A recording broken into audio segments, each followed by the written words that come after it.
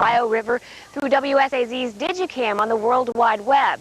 But that camera sat in Haskins Tanner clothing store, and it was also destroyed in the fire. Despite the damage, a sense of optimism is already growing out of the blackened walls. Maybe this is an opportunity. Maybe we can redo those fronts, bring them back the way they looked before, do something behind that looks that's new, safer, and still keep the look of the downtown. The fire started in Haskins Tanner, a men's clothing store that served the area for 135 years. Hey, you got my number. I got your number. The store's already set up a temporary office to take care of customers who've rented tuxedos and to handle shipments. We have the support of the whole community, not only friends, but loyal customers who've shopped with us for their entire life. While investigators from the Ohio State Fire Marshal's office took a break from working to find out what started this fire, If you all need anything, just come on over. community and business leaders are already meeting to begin the plan of rebuilding. The fire fueling that determination won't be put out. Penny Moss, WSAZ News Channel 3, Gallipolis. Business leaders estimate the fire indirectly affects 250 people who lived and worked in the downtown block. One bit of good news, 3 cats who were inside the upstairs apartments survived. Milestone for Marshall University Med School. Today, staff welcoming the 12th class of students who hopefully will one day become doctors. And Bill, this class is getting a different kind of head start. That's exactly right, Tim. You know, this first-year med students this year will be doing a lot more independent studies and a lot more hands-on learning actually out in the field than they have in ever before. You know what, today was kind of like a get-to-know-me seminar. Getting acquainted for the first-year students, 48 in all, the majority of them with local ties to West Virginia. Professors say the students will have a modified curriculum. To break that down, it's pretty simple. It means 4 out of 5 afternoons, these students won't be in the classroom at all. They'll be doing research, mentoring in doctors' offices, or working in the labs, a way of getting that hands-on approach a little earlier.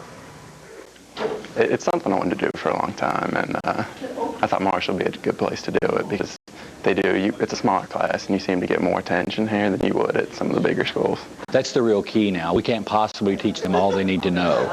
They have to assume the responsibility for their own educations and read independently, work independently to get it done.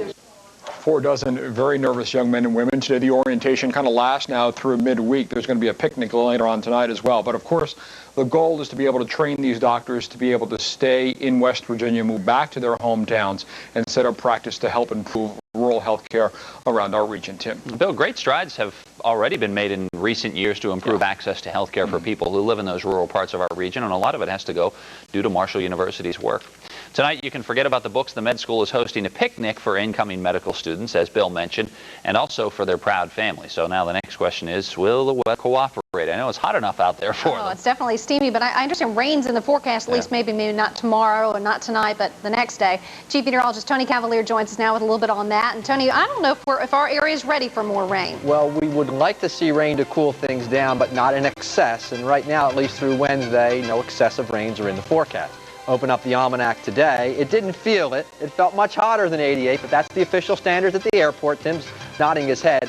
Ragweed won't kick in until we get cooler nights. That's at least till mid-August. But the mold count is sky high and all the mugginess. That's why you're wheezing and sneezing. We're back in 2 minutes.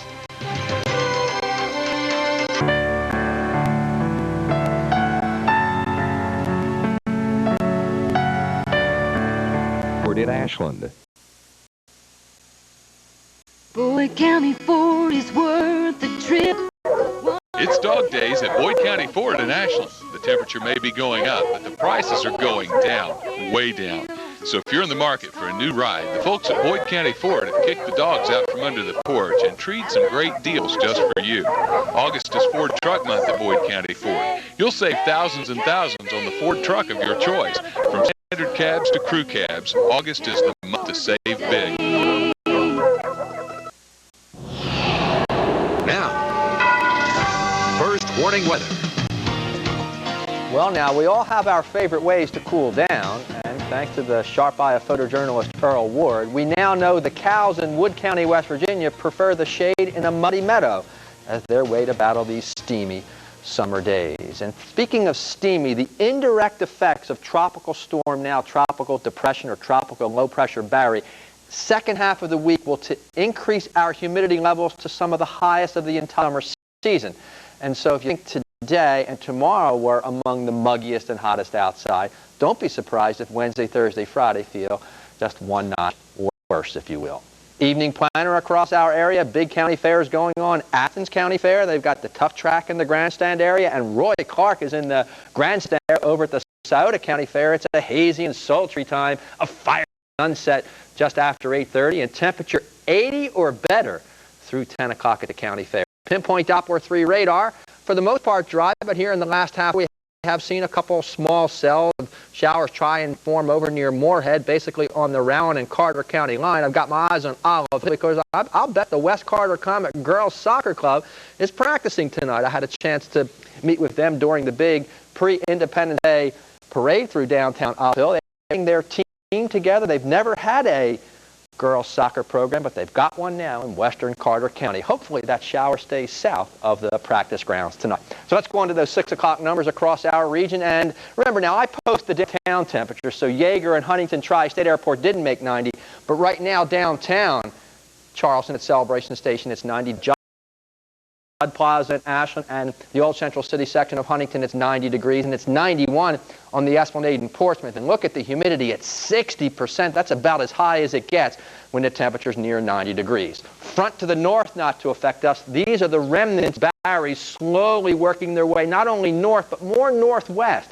And we can see that on the radar depiction because these rains, rather than coming toward us, are actually deflecting westward.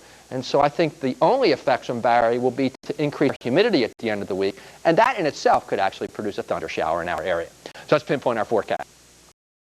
And that first morning report, it's a hazy and a steamy evening out at the county fairs, followed by a warm and a stuffy night. Lows by morning, 70 open countryside and 74 downtown. The call tomorrow, sunshine of the hazy variety, and the steam will feel like the tropics. The afternoon temperature from 90 at the airports, but you and I live, work, and play downtown, and that's where it's going to get to 95 degrees. On the extended forecast, 90 to 95 on Wednesday. Then Thursday, Saturday, that 3-day block won't be rainy. However, as the humidity comes up due to the former tropical storm, we could actually see a shower or a thunder shower form on any one of those afternoons. And if you know toward the end of the 7-day period, it looks like the humidity will temper. We'll be back into the mid-80s at the end of the 7-day period, but that's 6 days away today. Yeah, we still have a while to wait. Thanks, Tony. New tonight at 11 on News Channel 3. Did you realize that swimming in the swimming pool could make your kids sick? Waterborne illnesses are on the rise, but we'll tell you about some new swimming safety guidelines for your kids to keep them feeling better. Plus, a lot of healthy people enjoy doing yoga. Now researchers think it could help people with epilepsy. We'll have details on that story and much more coming up tonight at 11 on News Channel 3. And when we come back at 6, Keith Morehouse has the story of one man coming back to West Virginia for one of the greatest jobs in the state. First, though, we'll check numbers from some negative reports on computer giant Intel, and down go stocks. The Dow Jones dumped 111, NASDAQ down 32.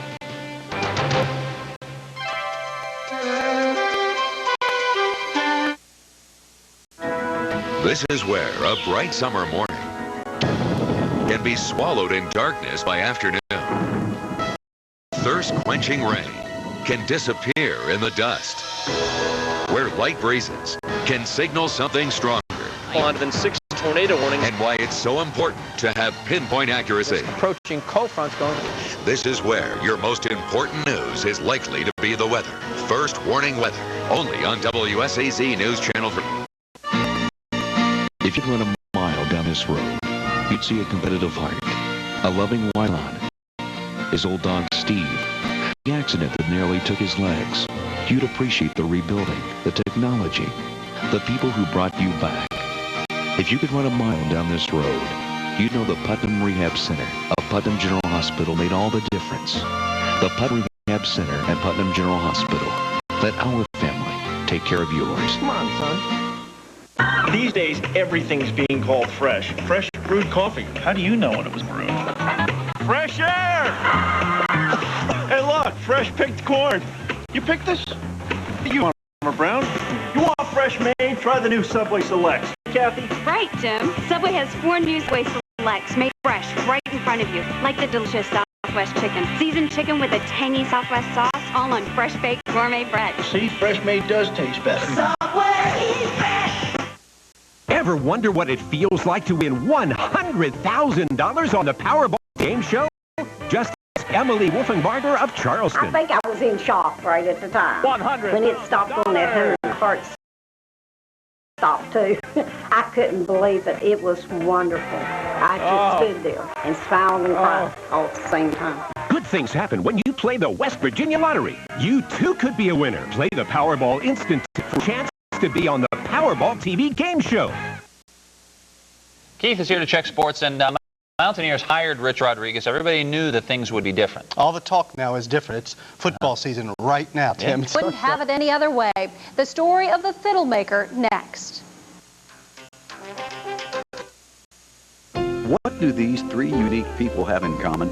They're all active, hardworking, fun-loving, and have had top-notch cardiac testing and diagnostic caths done close to home at Southern Ohio Medical Center. Mike, Doris, and Ron are just a few of the many patients that have benefited from our heart surgery. We're adding procedures, tests, and capacity to ensure this. Your story will be a heartwarming one as well. Southern Ohio Medical Center. I am a busy one. I have 3 children and I'm married, so time's limited. I'm a teacher and I sing with a big band.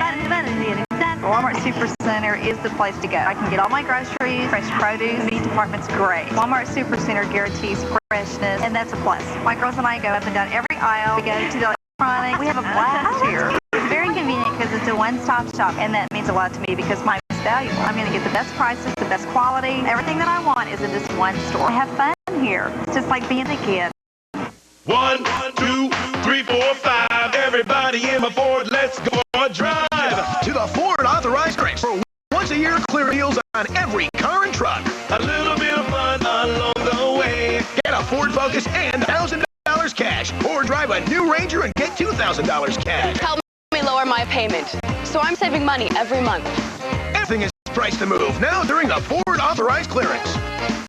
Get to your local Ford store by August the 1st. Arby's Chicken Cordon Bleu. A plump, juicy whole breast filet plus tender roasted ham and creamy Swiss. Satisfy your grown-up tastes. In the small town of Yawkey, West Virginia, lives a man who thrives on simple pleasures. Like making his own music. Marshall professor and contributing reporter Dan Hollis introduces us to Harold Burns, and I think you're glad you met him. Harold Burns likes to relax in his Yawkey, West Virginia living room. Likes to listen to Itzhak Perlman. Likes to read the Bible with his wife by his side. Harold believes the Bible, so when it says make a joyful noise, he makes it.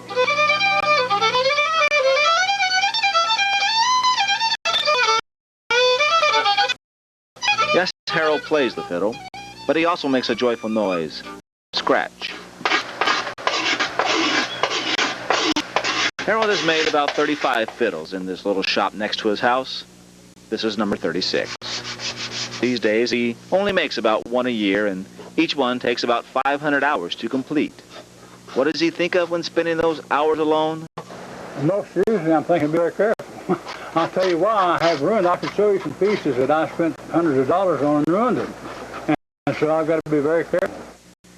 Harold says he's read just about everything he can about making fiddles, but he also listens.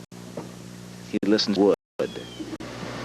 The key he's discovered is getting just the right amount of difference in the tone between the top and the bottom parts. I have that down to an F sharp, which is pretty close to what I want.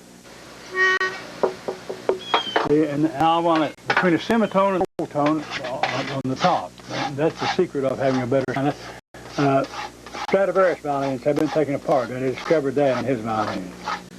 Harold is 76 years old and mostly retired. He's partly a Church of Christ minister, and this is his hobby. The fiddles he makes while fiddling around, he only on occasion sells. If I was making a living at this, I'd been bankrupt a long time ago. I sell a little bit more than I making. I've repaired a lot of fiddles, never charged anybody down from the labor. All I've charged material that it costs to make them. So next to the canned vegetables, next to the birds, Harold Burns makes joyful noise for next to nothing. Well, maybe for something. It's a bill for me. Make one, string it in front of draw a bow across those strings, see how good it sounds.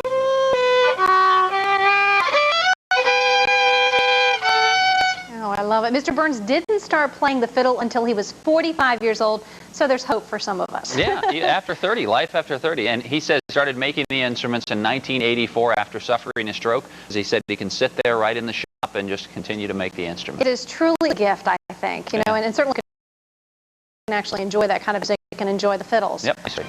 NBC Nightly News is next.